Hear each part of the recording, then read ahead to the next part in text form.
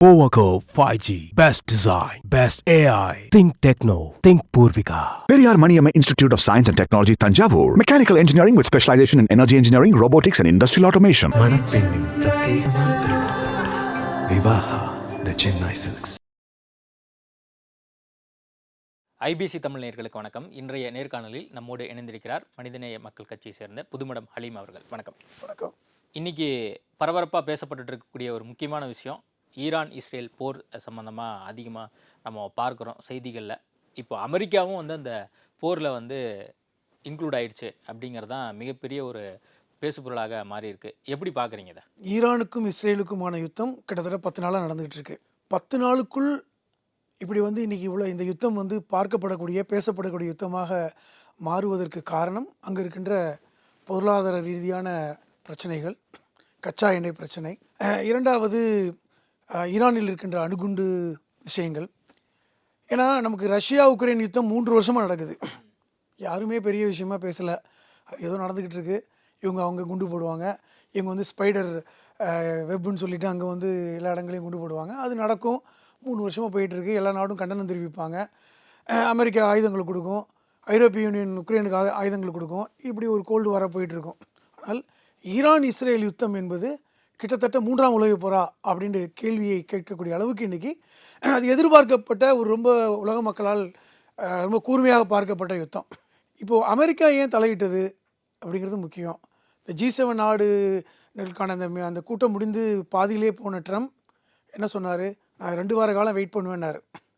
அந்த 2 வார காலத்தில் இந்த யுத்தம் முடிவுக்கு வந்து விடலாம், அல்லது இஸ்ரேல் வந்து ஈரானை வந்து முழுமையாக இது பண்ணிடலாம் அப்படின்னு தான் எதிர்பார்த்தான். ஆனால் நிலைமை மாறிடுச்சு.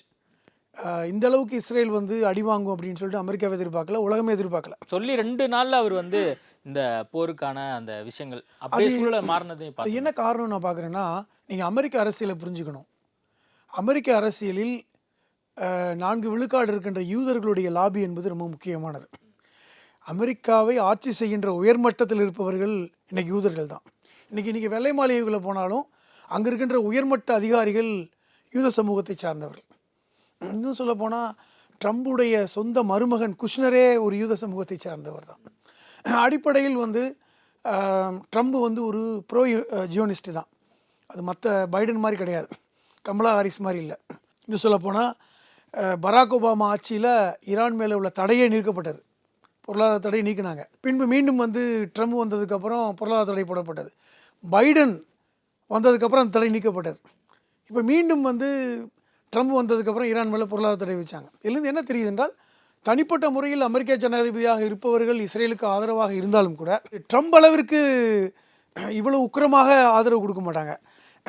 இஸ்ரேல் தான் அப்படிங்கிற மாதிரிலாம் கொடுக்க மாட்டாங்க.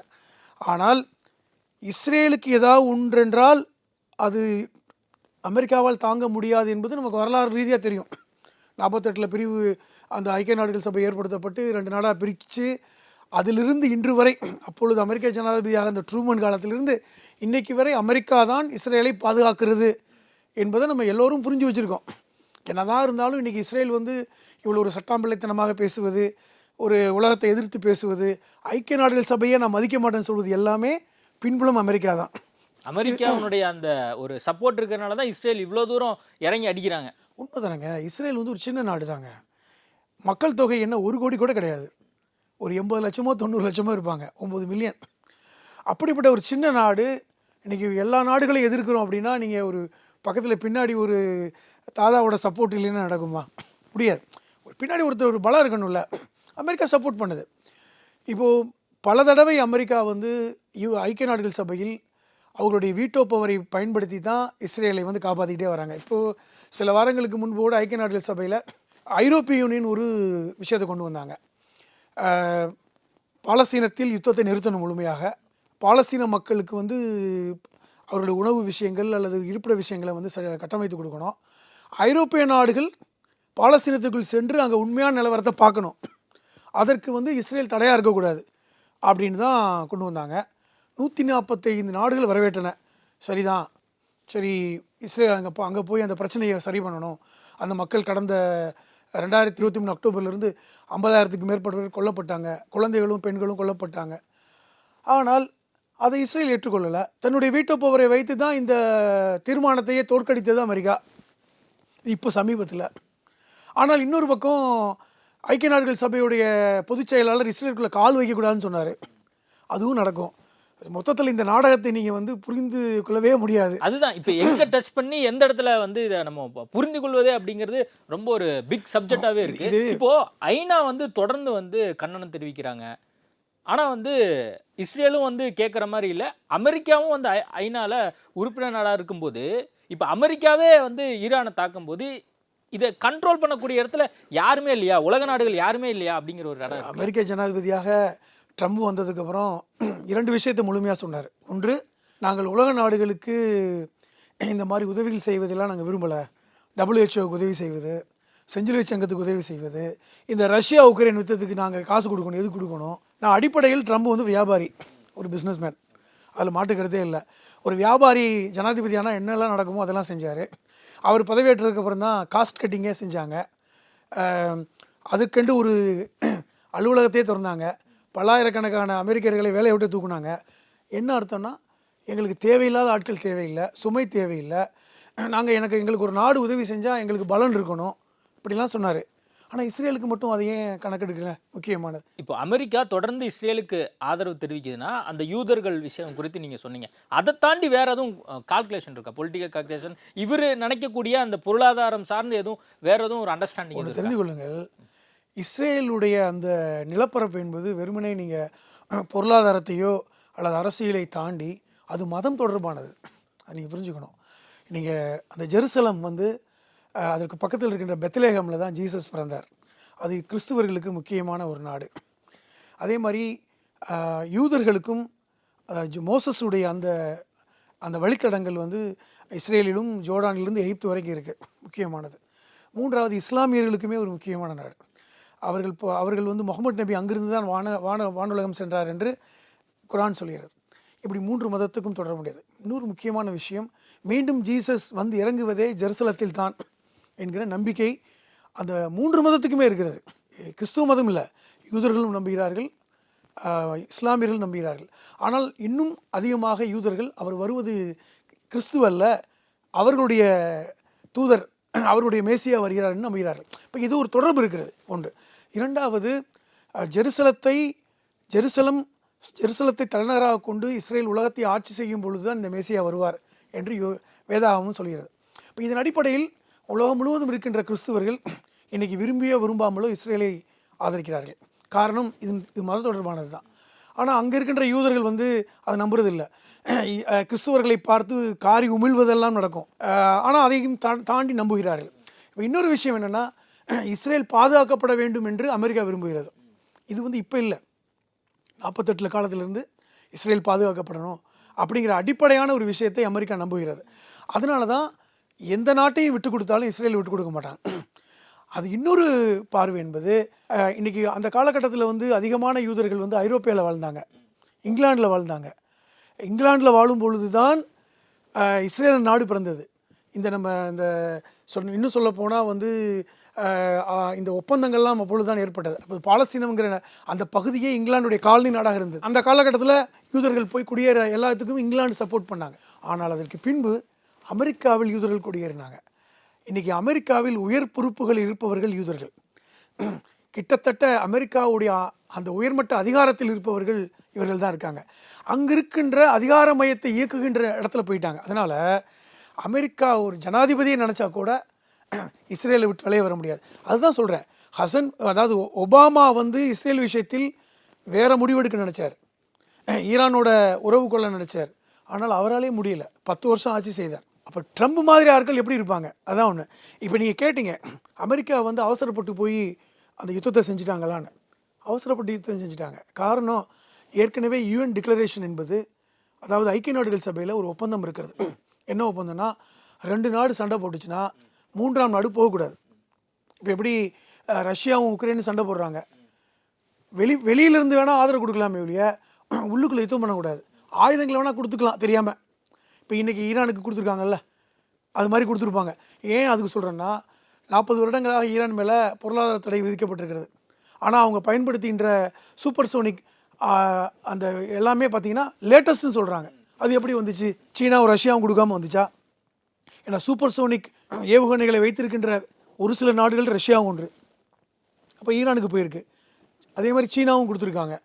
அப்போ இப்படி கொடுத்துக்கலாம், நேரடியாக யுத்தம் வர முடியாது. அப்போ நேரடியாக யுத்தம் வராத காலகட்டத்தில் அந்த அந்த யுஎன் டிக்ளரேஷனை வந்து நீங்கள் வந்து கண்டுகொள்ளாமல் இல்லை, இப்போ அதான் யூஎன் டிக்ளரேஷனை கண்டுகொள்ளாமல் அமெரிக்காவினுடைய இந்த போக்குங்கிறது கண்டனம் தெரிவிக்கக்கூடிய ஒரு விஷயமா பார்க்கப்படுது. இப்போ அவரோட கட்சி ரிப்பப்ளிக் கட்சியிலே வந்து பார்த்தீங்கன்னா அவருக்கு எதிரான கருத்துக்களும், அது மட்டும் இல்லாமல் நாடாளுமன்றத்தில் அங்கே இருக்கக்கூடிய நாடாளுமன்றத்தில் ஒப்புதல் இல்லாமல் நீங்கள் எப்படி போர் தொடுப்பீங்க அப்படின்னு கேட்டதுக்கு அவங்க துறை சார்பாக என்ன சொல்கிறாங்கன்னா, நாங்கள் போர்லாம் தொடுக்கல, நாங்கள் தாக்குதல் தான் பண்ணியிருக்கோம். போர் தொடுக்கல, தாக்குதல் தான் பண்ணியிருக்கோன்னா அப்போ தாக்குதல் என்பது போரே இல்லையா?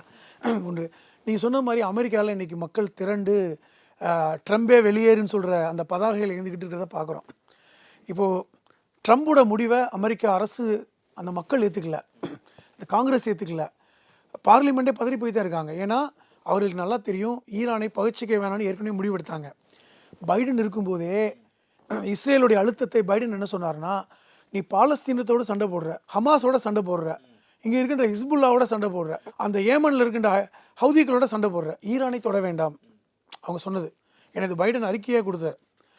சொல்லப்போனால் இந்த கேள்வியை வந்து கமலா ஹாரிஸ்டம் கேட்கும்போது கூட ஈரானை நம்ம தொட வேண்டிய அவசியம் இல்லைங்கிறதா எங்கள் ஸ்டாண்ட்னு சொன்னாங்க. ஆனால் அதை மீறி இன்றைக்கி ஈரான் எப்படி தொட்டீங்க? இப்போ நீங்கள் ஈரானில் இருக்கின்ற நடான்சா, அந்த இஸ்ஃபகான், அந்த ஃபோர்டியோ, இந்த 3 தானே அணு ஆயுதம் தயாரிக்கிற அந்த அந்த ஆலை இருந்தது. அந்த ஆலை இன்றைக்கி வரைக்கும் எல்லாருக்கும் தெரிஞ்சதுக்கப்புறம் வச்சுருப்பாங்களா? இந்த கேள்வியை எல்லாருமே கேட்டாங்க.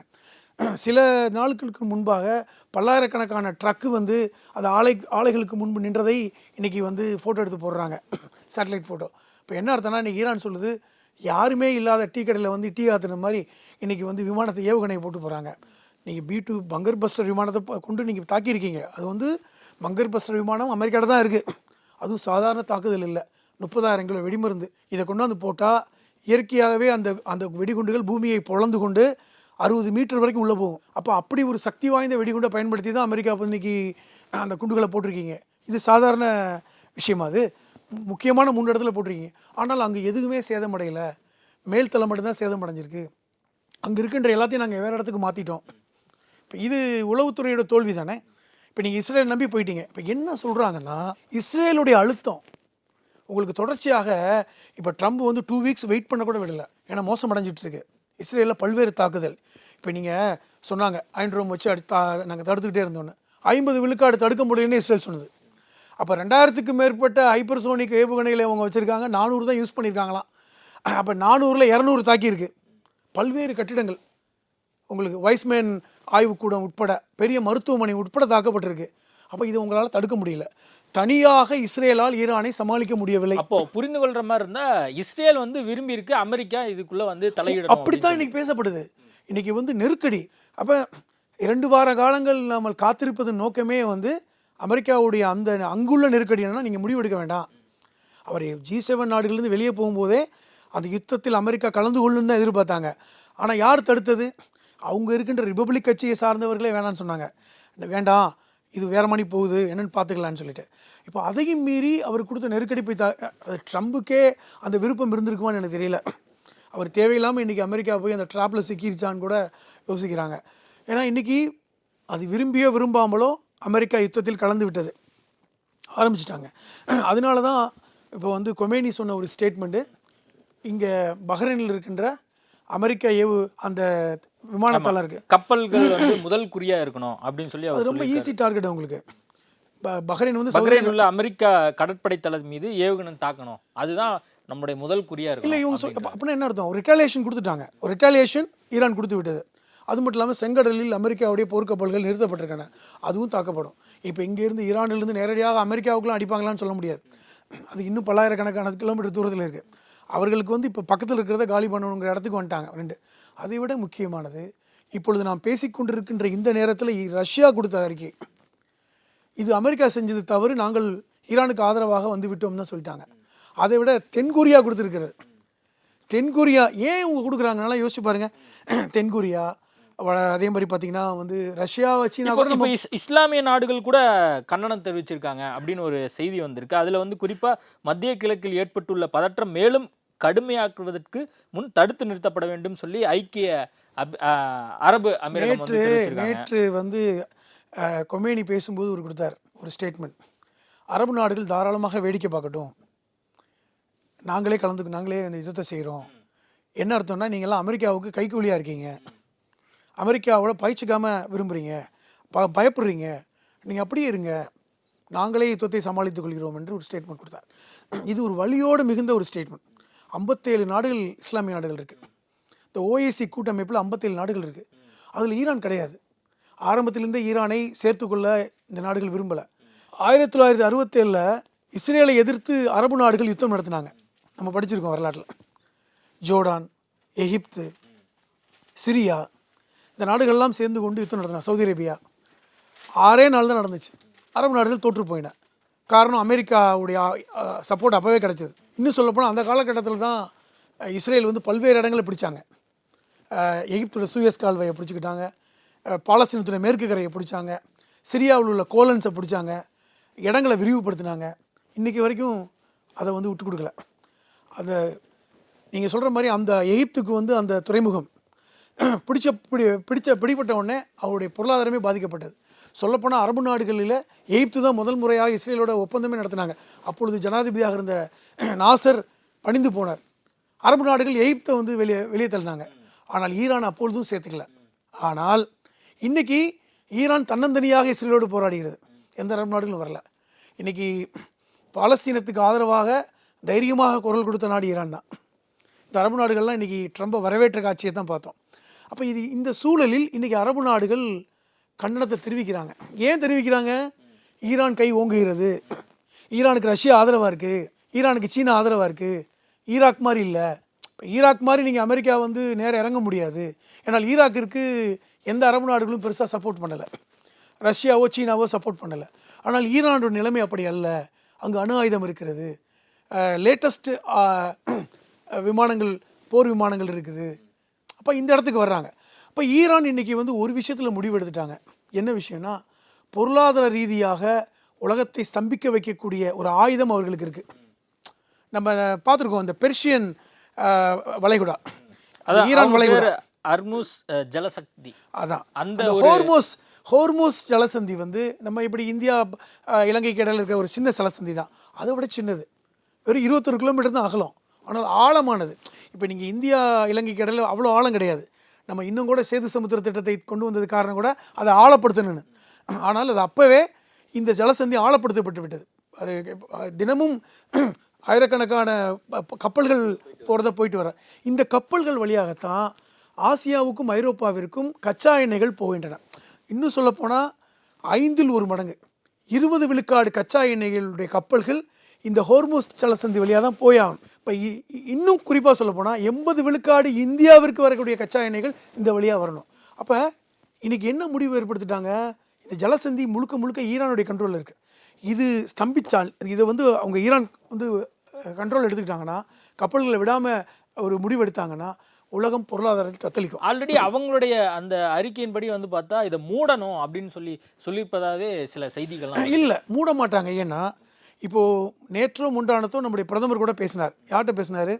ஈரானுடைய வெளியுறவு அமைச்சர் அப்பாஸிட்ட பேசினார். என்ன பேசுனாங்கன்னு நினைக்கிறீங்க? போரை பற்றி பேசலை, யாருமே போரை பற்றி பேசலை. ஹார்மோஸ் ஜலசந்தி வழியாக இந்திய கப்பல்களை நீங்கள் வந்து விட்டுடணும், அதான் வைத்த கோரிக்கை. அதற்கு ஈரான் என்ன பதில் கொடுத்தா தெரியுமா? நிச்சயமாக நாங்கள் இந்திய கப்பல்களை தாக்க மாட்டோம், விட்டுருவோம். அது மட்டுமல்லாமல் 40 விழுக்காடு ஆசியாவை சார்ந்த நாடுகளுடைய கப்பல்களை நாங்கள் விட்டுருவோம். இப்போ நீங்கள் ஏன் தென்கொரியா வந்து ஆதரவு கொடுக்குறாங்க? தென்கொரிய கப்பல்களை விட்டுருவோம்.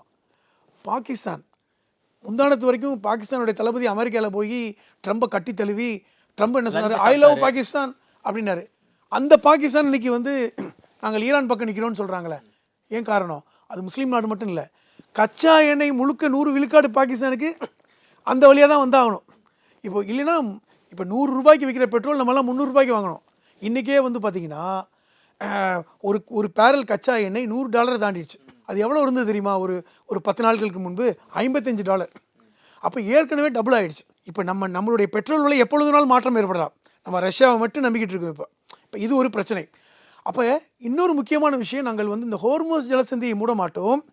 அமெரிக்கா, பிரான்ஸ், ஜெர்மனி, இத்தாலி கப்பல்களை நாங்கள் விட மாட்டோம். அந்த முடிவு எடுத்துட்டாங்க. இப்போ அவர்களுக்கு பிரச்சனை. அமெரிக்கா அதைத்தான் இன்றைக்கி மக்கள் போராடுறாங்க. தேவையில்லாமல் நம்ம போரிட்டு இந்த விஷயத்தை நமக்கு தேவையா? இன்றைக்கி மக்கள் கொந்தளிக்கிறதுக்கு காரணம் தான் ரிபப்ளிக் கட்சி தான். இன்றைக்கி பார்த்திங்கன்னா அவங்க ஆளுங்கட்சி, அவங்களுக்குள்ளே இப்போ எதிர்ப்பு என்னென்னா, இவர் வந்து ஜனாதிபதியாக இருக்கிறதுக்கு பிரச்சனை, தேவையில்லாமல் அமெரிக்கா தலையிட்டு இருக்கக்கூடாது. ஒரு கோல்டு வார் மாதிரி தலையிட்டு இருக்கலாம். எப்படி தலையிட்டோம்? இப்போ ரஷ்யா உக்ரைன் சண்டையில் நம்ம உக்ரைனுக்கு சப்போர்ட் பண்ணாங்க அமெரிக்கா, அது வெளியேற தெரிஞ்சதா? பல்லாயிரக்கணக்கான ஆயுதங்களை கொடுத்தோம், ஆனால் அதே நேரத்தில் ரஷ்யாவையும் கைகுலுக்கி கொண்டோம். அது மாதிரி இருக்க வேண்டியதானே? இப்போ ஈரானோட கைகுலுக்கி கொண்டு நீங்கள் இஸ்ரேலை சப்போர்ட் பண்ணிட்டு இருக்க வேண்டியதானே? இப்போ நீங்கள் பட்டவர்த்தனமாக நீங்கள் ஏவுகணைகளை கொண்டு தாக்கினால் இன்றைக்கி வந்து ஐக்கிய நாடுகள் சபை ஒன்றுமே சொல்ல முடியல. ஐக்கிய நாடுகள் சபையுடைய பொதுச் செயலாளர் சொன்ன ஒரு வார்த்தை என்பது என்னென்னா, தேவையில்லாமல் ட்ரம்ப் வந்து இன்றைக்கி வந்து 3ஆம் உலக யுத்தத்தை ஆரம்பித்து விட்டு விட்டார்.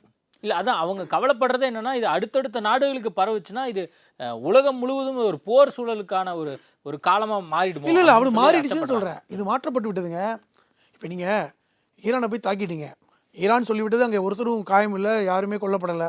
ஆனால் கிட்டத்தட்ட 3 இடத்துலையும் 90,000 வெடிமருந்தை கொண்டு போய் போட்டிருக்கீங்க. ஒவ்வொரு பங்கர் பஸ்டர் விமானத்துலேயும் 30,000 கிலோ வெடி. அப்போ 90,000 கிலோ வெடிமருந்து நீ கொண்டு போய் நாட்டில் போட்டீங்க. அதனுடைய கதிர்வீச்சு கூட இப்போ ஒன்றும் பிரச்சனை இல்லைன்னு அவங்க சொல்கிறாங்க. ஆனால் ஒரு நாட்டில் போய் போட்டிருக்கீங்க, அது எப்படி அவங்க பதில் கொடுக்காமல் இருப்பாங்க? ஒன்று. நிச்சயமாக நாம் பேசிக்கொண்டிருக்கின்ற இந்த நேரத்தில் கூட பஹ்ரைன் மேல் தாக்குதல் நடத்தலாம். பஹ்ரைன் நாட்டில் இல்லை, பஹ்ரைன் நாட்டில் இருக்கின்ற அந்த அமெரிக்க ஏவுதளத்தின் மீது தாக்குதல் நடத்தலாம். இப்போ ஏற்கனவே முந்தானத்து நைட்டு போட்ட உடனே அடுத்த நாள் காலையிலே ஈரான் வந்து இஸ்ரேலில் இருக்கின்ற முக்கியமான கட்டடங்கள்லாம் தகர்த்துருக்காங்க. இந்த வைஸ்மேன் ஆய்வகக்கூடம், ஹாஸ்பிட்டல் போன்ற இடங்களை தகர்த்துருக்காங்க. ஒரு விஷயம் சொல்கிறேன், இஸ்ரேலில் இருக்கின்ற மக்கள் இன்றைக்கி வேறு நாட்டுக்கு குடிபெயர்ந்து போகின்ற காட்சியை பார்க்குறோம். குறிப்பாக சைப்ரஸுக்கு போகிறாங்க. சைப்ரஸுங்கிறது இஸ்ரேலிருந்து 400 கிலோமீட்டர் தூரத்தில் இருக்குது. சமீபத்தில் கூட நம்ம பிரதமர் அவர்கள் போயிட்டு வந்தாங்க சைப்ரஸுக்கு. துருக்கிக்கும் லெபனானுக்கும் பக்கத்தில் இருக்குது அந்த நாடு. அது கிறிஸ்துவ நாடு. அதில் 1,00,000 பேர் இன்றைக்கி போயிருக்காங்க. இஸ்ரேலுடைய பிரதமர் பெஞ்சமின் நெதன்யாவுடைய குடும்பமும் இன்றைக்கி சைப்ரஸில் போயிருக்காங்க, மூவ் ஆகிட்டாங்க. அவங்களுக்கு திருமணம் நடக்கிறது மகனுக்கு, இன்றைக்கி சைப்ரஸுக்கு போயிட்டாங்க. குடும்பம் யாருமே இல்லை. இப்போ இன்றைக்கி வந்து நேரடியாக வந்து பெஞ்சமின் நெதன்யாவு மக்களை சந்திக்க அஞ்சுகிறார் என்றால் சந்திக்க முடியல. ஏன்னா அந்த மக்கள் போற விரும்பலை. நீங்கள் நினைக்கிறீங்க இஸ்ரேல் ஒட்டுமொத்த மக்களும் போற விரும்புகிறாங்களான்னு கேட்டால் கிடையாது. அந்த மக்கள் வந்து இவ்வளவு ஜாலியாக வாழ்ந்துட்டு இருக்கும்போது, சொஃபிஸ்டிகேட்டடாக வாழ்ந்துட்டு இருக்கும்போது இந்த போரை வந்து அவங்க எதிர்பார்த்துருக்க மாட்டாங்க. அதான் முக்கியமானது. பாதுகாப்பு அமைச்சர் மட்டும்தான் மக்களை சந்திக்கிறார். அந்த இடான்மர் பென் அப்படிங்கிற ஒருத்தர் தான் சந்திக்கிறார். அவரும் யார் தெரியுமா? மக்களோடு நெருக்கமாக இருப்பவர். அவருடைய கட்சி ககானிசம், ஃபெமினிசம், பாசிசம் மாதிரி ககானிசம். அந்த கட்சி ஒரு அதிதீவிர யூத வலதுசாரி இயக்கம். அவங்க ஒரு சின்ன கட்சி. ஏன்னா இஸ்ரேலில் ஆட்சி செய்வது வந்து ஒரு கூட்டணி ஆட்சி தான், தனி ஆட்சி கிடையாது. அவர் ஒரு 5 MP வச்சு 6 MP வச்சுருக்கார். அவர் தான் பாதுகாப்பு அமைச்சர். அவர் மக்களோடு அந்த நெருக்கமாக இருப்பார். ஏன்னா அரபியர்கள் யூதர்களுக்கு எதிரானவர்கள்னு சொல்லி பேசக்கூடிய கட்சி. இஸ்ரேலில் அரபியர்கள் இருக்கக்கூடாது, இங்கே யூதர்கள் மட்டும்தான் இருக்கணும், பாலஸ்தீனியர்கள் யாருக்குமே இடமில்லைன்னு சொல்லக்கூடிய கட்சி. அப்படின்னா அந்த மக்களோட அப்படி இருந்தார். அவரை இன்றைக்கி விரட்டி அடிக்கிறாங்க. அவரை வந்து கேள்வி கேட்குறாங்க, நெதன்யாவை பதவி விலக சொல்லுன்னு கேட்குறாங்க அந்த மக்கள். ஏனென்றால் அவர்கள் நான் திருப்பி என்ன சொல்கிறாங்கன்னா, ஒரு ராபி என்றால் யூதருடைய குருன் போல இருப்பார். அவர் பேட்டி கொடுக்குறார், நாங்கள் மீண்டும் மீண்டும் நாட்டை விட்டு ஓடிக்கிட்டே இருக்கணுமா? கடந்த காலங்களில் தான் ஓடிக்கிட்டு இருந்தோம். அந்த காலங்களில் ஐரோப்பா முழுவதும் ஓடி தெரிஞ்சாங்க. ஹிட்லர் துரத்தி அடித்தான். அப்புறம் அமெரிக்காலையும் இங்கிலாந்துலையும் போய் செட்டில் ஆனாங்க. வசதி வாய்ப்போடு இன்றைக்கி இருக்காங்க உலகம் முழுவதும். இன்றைக்கி இஸ்ரேலில் வந்து அவங்க குடியேறி இன்றைக்கி ஒரு நல்ல நிலைமையில் இருக்கும் பொழுது இந்த யுத்தம் தேவையா? ஈரானை நம்ம ஏன் சொரிஞ்சு விடணும்? பாலஸ்தீனத்தில் பிரச்சனை பண்ணீங்க, ஏன் ஈரானை தொடணும்?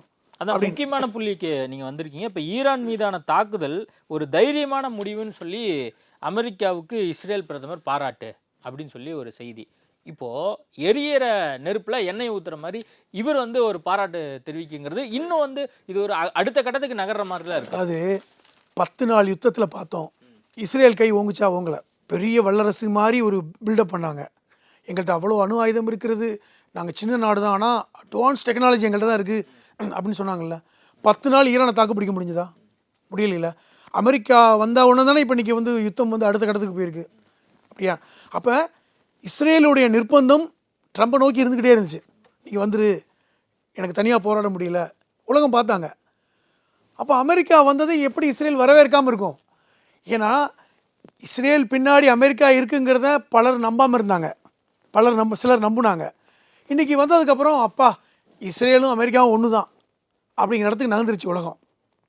அப்போ இது எப்படி பார்க்குறதுன்னா, அப்போ அமெரிக்கா அந்த அளவிற்கு இஸ்ரேலை ஒரு செல்லப்பிள்ளையாக வச்சுருக்கு. இந்தியாவினுடைய நிலைப்பாடை நீங்கள் எப்படி பார்க்குறீங்க இந்த விவகாரத்தில்? இந்தியாவுடைய நிலைப்பாடு நம்ம வந்து ஒரு 75 ஆண்டுகள இதை பார்த்தோம்னா, ஆரம்ப காலத்திலிருந்து மகாத்மா காந்தி காலத்தில் அப்போ தான் வந்து இஸ்ரேல் பாலஸ்தீனம் பிரிஞ்சது 48. இவர் மகாத்மா காந்தி கொல்லப்படுவதற்கு சில மாதங்களுக்கு முன்பு தான் அந்த நிகழ்வு.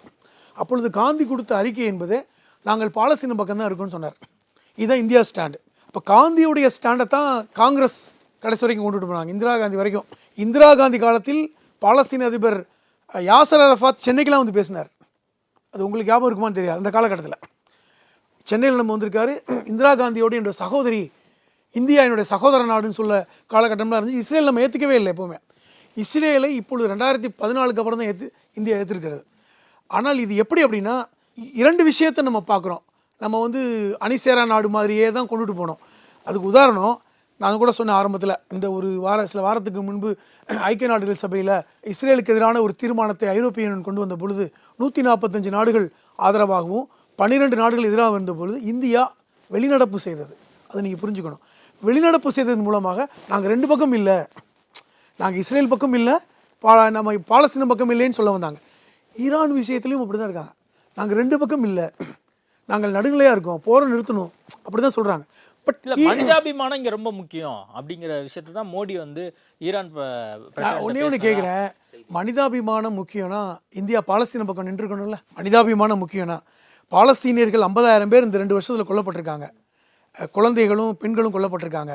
அங்கே உணவு கிடையாது, மருந்து கிடையாது, போகின்ற ட்ரக்கெல்லாம் நிறுத்தப்பட்டு கொள்ளையடிக்கப்படுது. அந்த மக்கள் உணவு இல்லாமல் செத்துட்டு இருக்காங்களே. இப்போ மனிதாபிமான கிரவுண்ட்னால் இன்றைக்கி ஐரோப்பிய யூனியன் வந்து இஸ்ரேல் எதிராக பாலஸ்தீனத்துக்கு ஆதரவாக நிற்கும்போது இந்தியா வந்திருக்கணுமே ஒன்று. ஆனால் இங்கே அது இல்லை. 2வது, இப்போ ஈரான் விஷயத்தில் கூட ஈரானை பகைத்து கொள்ள விரும்பலைன்னா, நம்ம ஏற்கனவே பேசின மாதிரி இந்த கப்பல் போக்குவரத்து தடைப்படக்கூடாது, நமக்கு முக்கியம். ஏன்னா 80 விழுக்காடு கச்சா எண்ணெய் அவர்களுடைய ஹோர்மோஸ் ஜலசந்தி வழியாக வருது. அதன் அடிப்படையில் நம்ம பார்க்குறோம். இது சரியா தப்பா என்கிறதெல்லாம் நான் போக விரும்பலை. ஆனால் இந்தியா இஸ்ரேல் பக்கம் முழுமையாக இல்லை, ஈரான் பக்கம் இன்றைக்கி சாய்ந்திருக்கிறது. காரணம், இன்றைக்கி நேற்று வரை கூட இஸ்ரேல் பிரதமர் கூட பேசினார். ஏன்னா இப்போ இன்றைக்கி எதுக்காக பேசணும், இஸ்ரேலில் இருக்கின்ற இந்திய மாணவர்கள் காப்பாற்றப்படணும்னு பேசினாங்க. அதே மாதிரி ஈரான்கிட்டையும் பேசணும். 4000 மாணவர்கள் ஈரானில் படிக்கிறாங்க. நேற்று முந்தானத்து 1000 பேர் வந்திருக்காங்க. ஒரு விஷயம் சொல்கிறேன், ஈரானுடைய வான்வெளி மூடப்பட்டிருக்கிறது, இந்திய மாணவர்களை அழைத்து செல்லும் பொழுது மட்டும் திறந்து வைக்கப்பட்டது. அப்போ அதை புரிஞ்சுக்கணும். இந்தியாவோடு ஈரான் வந்து பகைத்துக்கொள்ள எப்பொழுதுமே விரும்பினதில்லை. அதுதான் முக்கியமான ஒரு விஷயம். அப்போ ஈரான் எப்பொழுதுமே அடிப்படையில் பார்த்திங்கன்னா ஈரானுக்கும் இந்தியாவுக்கும் பெரிய தொடர்பு இருக்குங்க. உங்களுக்கு வந்து பார்த்திங்கன்னா அந்த பாரசீக இந்திய உறவு என்பது அங்கிருந்து தான் பல்வேறு வழிப்போக்கர்கள் இங்கே வந்து போனதெல்லாம் வரலாற்று தடங்கள் இருக்குது. அதனால் ஈரானை வந்து எப்பொழுதுமே நம்ம பகைச்சிக்க மாட்டோம், அது ஒன்று. அதே நேரத்தில் இப்போ பொருளாதார ரீதியாகவும் ஈரானை பகைத்து கொள்ள முடியாது. அது ஈரானுக்கு ஒரு பெரிய ஒரு ட்ரம்ப் கார்டாக இருக்கிறது. அதனால தான் இன்றைக்கி ஆசியாவில் இருக்கின்ற பல்வேறு நாடுகள் ஈரான் பக்கம் இருக்கின்றன. இப்போ தென்கொரியா ஏன் வந்து நிற்கணும்? வடகொரியா இருக்கிறது தெரியும். வடகொரியா கிம் வந்து ஏற்கனவே நான் ஈரானுக்கு சப்போர்ட்னு சொல்லிட்டாரு. ஆனால் தென்கொரியா ஏன் நிற்கணும்னா பொருளாதார ரீதியாக ஜப்பான் அறிவித்திருக்கிறது நாங்கள் ஈரான் பக்கம் நிற்கிறோன்னு. அப்போ இது என்ன மாதிரியான ஒரு சூழல்? நமக்கு ஒரு விஷயத்தை உங்களுக்கு நினைவுபடுத்துகிறேன். 2ஆம் உலக யுத்தத்தில் ஜப்பானுக்கும் அமெரிக்காவுமான அந்த யுத்தம் ரொம்ப மோசமானது தானே. அமெரிக்கா போட்ட குண்டு தானங்க 2ஆம் உலக யுத்தத்தை நிறுத்தியது. ஹிரோஷிமா நாகாசாகியில் போட்ட குண்டு இன்ன வரைக்கும் அது அங்கே பெரிய நமக்கு ஒரு அவலத்தை இன்றைக்கி காமிச்சிட்டு இருக்கு. இன்றைக்கி ஜப்பான் அந்த பழைய ஆபத்தை வச்சு செஞ்சாங்களாம் தெரியாது, நாங்கள் ஈரான் பக்கம் நிற்கிறோம்னு சொல்லியிருக்காங்க. நீண்ட நெடுங்காலத்துக்கு பிறகு அமெரிக்காவை ஜப்பான் எதிர்க்கிறது, அதுதான் முக்கியமானது. இப்போ இது எங்கே போய் முடியுதுன்னா, 3ஆம் உலக யுத்தத்திற்கான இந்த நாடுகள் அணியாக பிரிந்து நிற்கின்ற காட்சிகளை பார்க்க முடிகிறது. இது தேவையில்லாமல் ட்ரம்ப் செய்த விஷயம் இன்றைக்கி அமெரிக்காவிலும் பெரிய குழப்பத்தை ஏற்படுத்தி இருக்கிறது. இது தேவையற்றது, நம்ம வெளியே நின்று தான் பார்த்துருக்கணும். நம்ம போய் வந்து அங்கே அணுகுண்டு போட்டது என்பது, அது இந்த பங்கர் பஸ்டர் விமானத்தை அனுப்பியது என்பது தவறு என்பதை ரிபப்ளிக் கட்சியினர் சார்ந்தவர்கள் இன்றைக்கி சொல்ல தொடங்கி இருக்கிறார்கள். இது ட்ரம்புக்கு ஒரு பெரிய ஒரு நிலைத்தடுமாற்றமான ஒரு சூழல் அப்படின்னு தான் நான் பார்க்குறேன். ஓகே சார், நிறைய விஷயங்கள் குறித்து பேசியிருக்கோம். இந்த போர் நிற்கணும் தான் பெரும்பாலான நாடுகள் வந்து விரும்புகிறாங்க. என்னங்கிறது நம்ம வரக்கூடிய நாட்களில் தான் பொறுத்திருந்து பார்க்கணும். நேர்காணல் கொடுத்ததுக்கு நன்றி. Powaco 5G. Best design. Best AI. Think Techno. Think Purvika. Periyar Maniamma Institute of Science and Technology, Tanjavur. Mechanical engineering with specialization in energy engineering, robotics and industrial automation. மணப்பெண்ணின் பிரத்யேகமான திருமணம். விவாஹா தி சென்னை சில்க்ஸ்.